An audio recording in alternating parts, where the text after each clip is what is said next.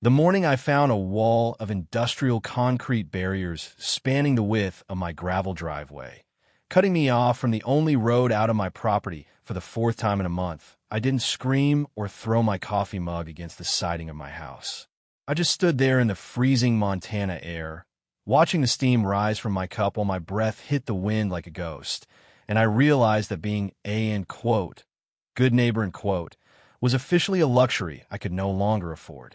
I'm Wyatt Vance, and for 22 years, I was a logistics coordinator for the 101st Airborne, a man who survived 3 deployments by knowing exactly how to move heavy things under heavy fire.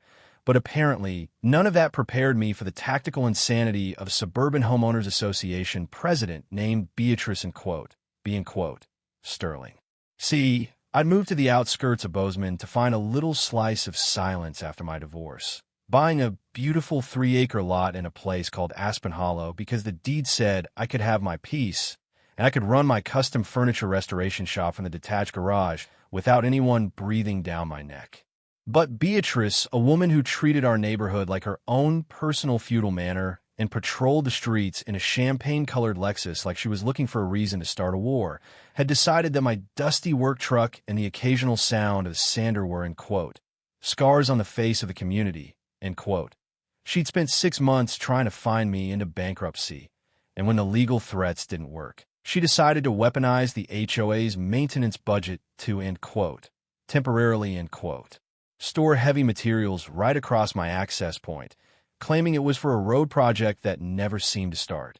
It was 6 a.m., and as I stared at those gray monoliths blocking my path, I felt that old military switch flip in the back of my brain, that cold, calculated clarity that tells you the talking phase is over and the operational phase has begun.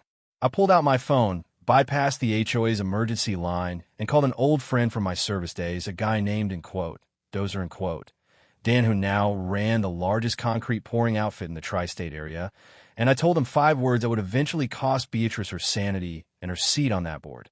In quote, I need something permanently immovable, end quote. But before I get to the part where the cranes arrived and the neighborhood turned into a fortress, you have to understand how we got to this point of total, unhinged suburban warfare.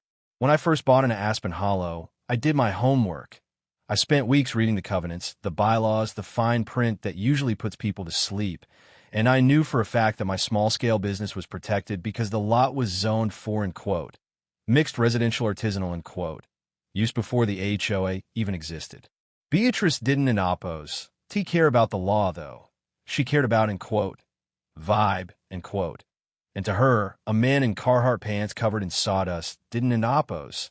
T fit the vision of a neighborhood filled with tech executives and retired hedge fund managers. Our first real confrontation happened on a Tuesday in October when I was unloading a century-old oak dining table for a restoration project, and she pulled that Lexus onto the shoulder of the road, stepped out in her designer heels, and marched toward me with a clipboard clutched to her chest like a shield. End quote. Wyatt, we've discussed the commercial traffic before, end quote.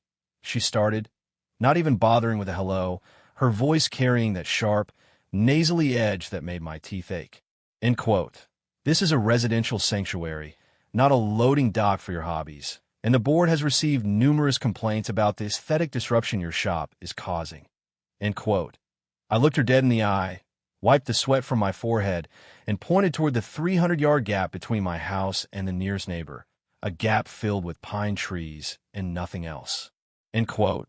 B, the only person complaining is you, and unless that oak table is secretly a nuclear device, I don't see how it's disrupting anyone's tranquility, end quote. I said, keeping my voice low and steady, but she just tightened her grip on that clipboard until her knuckles went white. End quote. Some people just aren't in oppos. T Aspen Hollow material. Wyatt. We're on a tight ship here to protect our property values. And if you can in oppos, T align with our standards, perhaps you in oppos. D be more comfortable in a trailer park closer to town. End quote. That was the moment I realized this wasn't oppos. T about rules or noise or traffic. It was about a small, powerful woman who needed a villain to justify her own existence. And I was the easiest target in her line of sight. Over the next few months, the harassment escalated from petty emails to full-blown psychological operations. I'd wake up to find orange violation stickers on my garage door for, lawn height, when the grass was dormant under 4 inches of snow, or I get fined $200 for having my porch light on, past reasonable hours, But the real gut punch came when she managed to push a, temporary maintenance easement, through a puppet board meeting, giving the HOA the right to use the edge of my driveway for, infrastructure staging, That's how the concrete barriers started appearing.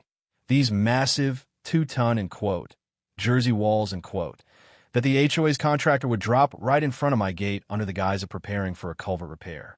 Every time I'd call to complain, the HOA office would tell me the contractor was, behind schedule, and that I should just park on the street and walk the quarter-mile to my house until they were moved. It was a calculated move to break me, to make my life so inconvenient that I'd put up and oppos, for sale in oppos, sign just to escape the headache. But what Beatrice forgot was that you never corner a guy who spent 2 decades solving impossible logistics problems under fire.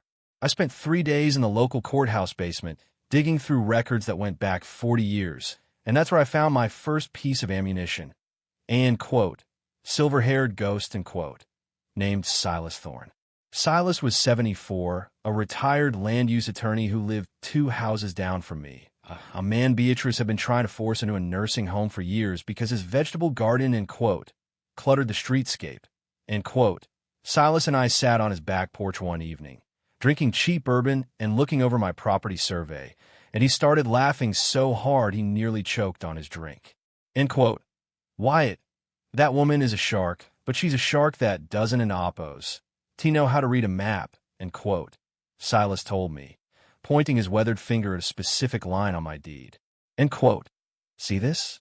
This is A and oppos, historical access corridor and oppos.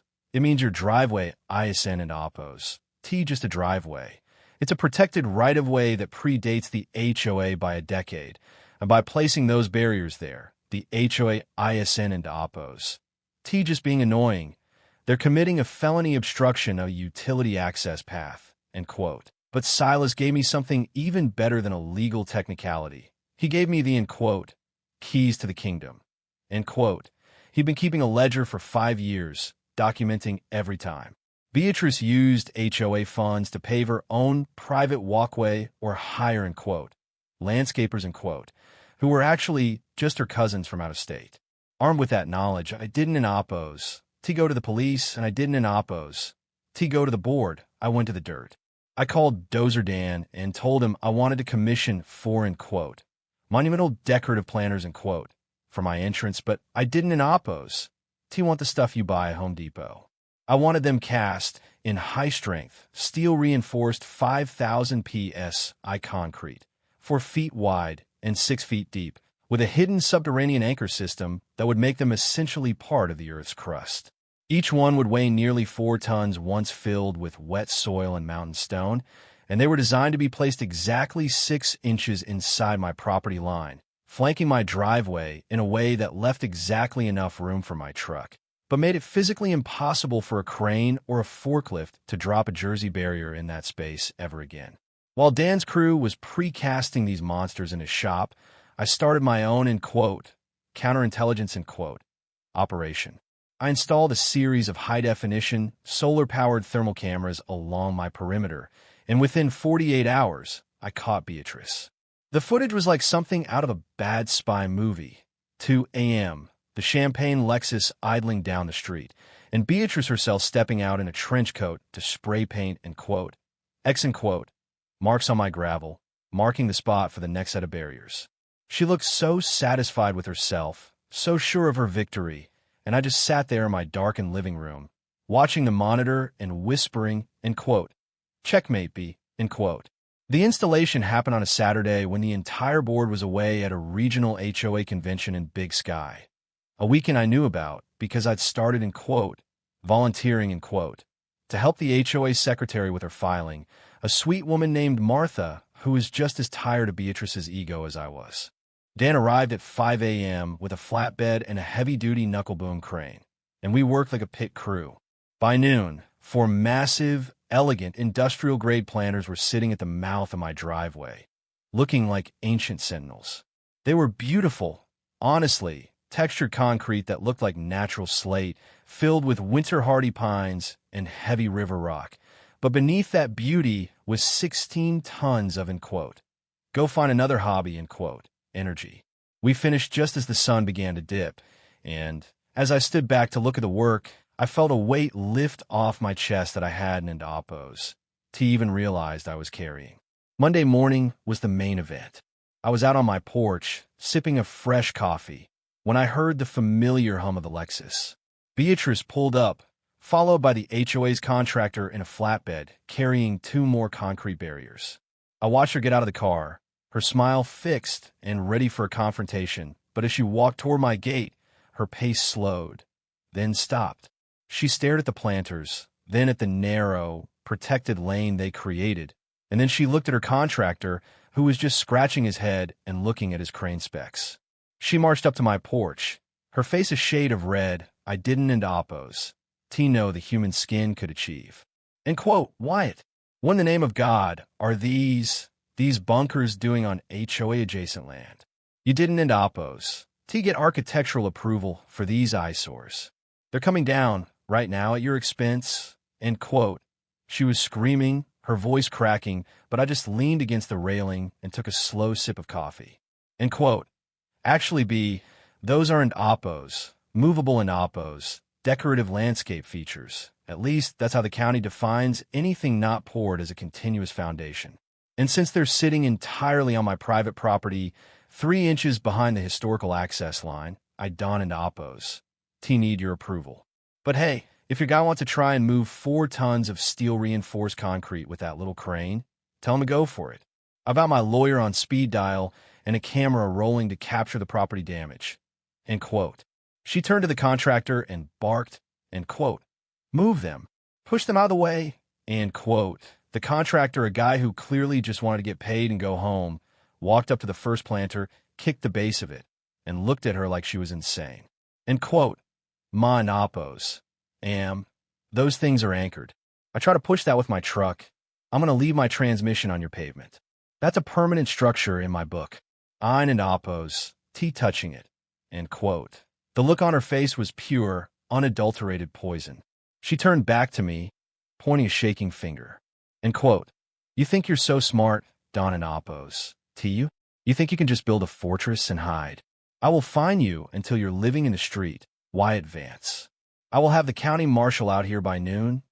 But that's when I pulled out the Silas Special. I walked down the steps, handed her a thick manila envelope, and watched as she opened it. Inside, wearing oppos, just the property surveys. There were copies of the ledger Silas had kept, photos of her cousins doing HOA-funded work on her house, and a formal petition for an emergency board audit signed by 60% of the neighborhood. CB, while you were busy measuring my grass, I was busy measuring your bank account, I said, my voice dropping into that low, tactical tone I used to use when a mission was going sideways. The board meeting is tonight at 7. You can either show up and explain why the HOA paid $12,000 for oppos, drainage project and oppos. That looks exactly like your new back patio, where you can resign, effective immediately, citing oppos, personal reasons and oppos, and we'll let the audit go away quietly. Your choice, The silence that followed was the loudest thing I've ever heard in Aspen Hollow. The contractor, sensing the shift in the wind, hopped back in his truck and backed out without a word, leaving Beatrice standing alone between my 4-ton sentinels. She didn't oppos. Screamed this time. She didn't oppose to even look at me. She just got back in her Lexus, her hands shaking so hard she missed the ignition twice, and she drove away. That night, the HOA board received a 1-sentence email from her resigning all positions. Within a month, her house was on the market, and within 3 months, she was gone, moved to a gated community 3 towns over where I'm sure she's currently measuring someone else's mailbox. Now, things are different around here. Silas has the biggest, messiest, most beautiful tomato garden you've ever seen, and the new HOA board spent the infrastructure fund on a community park instead of legal fees. My shop is thriving, and every morning when I drive out between those four massive planters, I don an Oppos, TC and quote, eyesores and quote, I see the 32,000 pounds of common sense that saved my home. But it makes me wonder, why is it that some people, the moment they get a little bit of power over a few acres of dirt, turn into absolute monsters?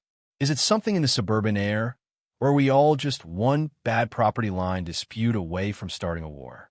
I've heard some people say I went too far, that the end quote, nuclear option and quote, destroyed the spirit of the neighborhood, while others think I'm a hero for finally standing up to the end quote, clipboard queen and quote.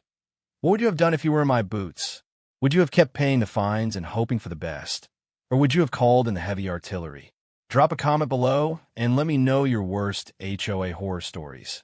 I want to know if I'm the only one who had to build a fortress just to get a little peace and quiet. And hey, if you enjoyed watching a bully get buried in concrete justice, hit that subscribe button. Around here, we believe that being a good neighbor starts with respecting the man in the Carhartt pants. Thanks for listening, and remember, always check your property lines before you start a fight you can end Oppos. Team move.